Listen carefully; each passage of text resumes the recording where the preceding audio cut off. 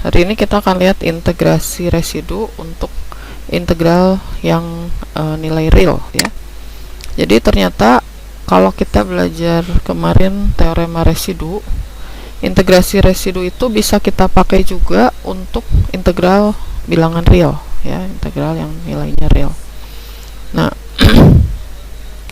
tapi di sini kita lihat misalkan kita punya integral fungsi rasional dari cos theta dan sin theta ya, seperti ini. Misalnya Anda punya suatu fungsi yang fungsinya itu variabel dari cos theta dan sin theta ya. Kemudian d theta-nya dari 0 sampai 2pi. Nah, kita ingin hitung misalkan berapa nilai integral fungsi dari cos theta atau sin theta ini terhadap d theta. Nah, sebagai contoh di sini misalnya fungsi cos theta sin theta itu adalah sin kuadrat theta dibagi 5 dikurangi 4 cos theta ya. Dan ini disebut terbatas ya. Jadi tidak tak terhingga katanya.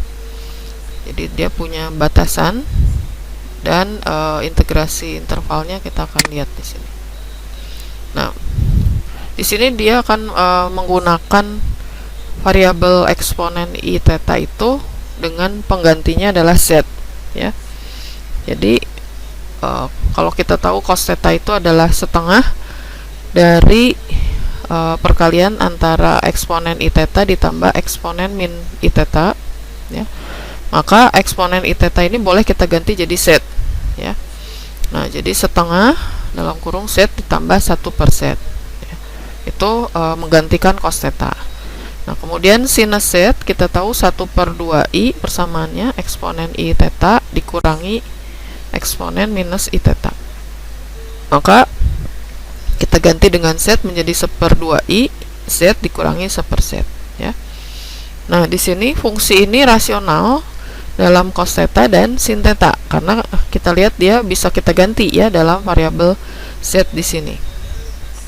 Nah, persamaan dua di sini kita akan lihat bahwa dari sini fungsi f ini ya itu sekarang menjadi fungsi yang rasional terhadap z di sini karena kita sudah mengubah dia menjadi variabel z.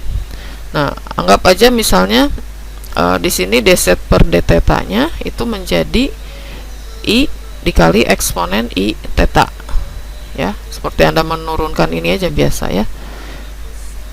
Nah, d theta ini berarti kita samakan dengan dz dibagi i kali z ya. Sehingga kalau kita punya fungsi f tadi adalah kita sebut fungsi z ya, ini kalikan d theta menjadi dz dibagi i kali z terhadap lintasan c di sini. Nah, tetanya kalau cos dan sin kan berarti range-nya itu dari 0 sampai 2pi ya. Nah, kemudian variabel z tadi eksponen i theta itu berputar berlawanan arah jarum jam ya, dengan satuan lingkaran satuan yang persamaannya harga mutlak z sama dengan 1 gitu ya. Seperti biasa kalau lintasan c nya tidak ditentukan kita anggap dia lingkaran satuan.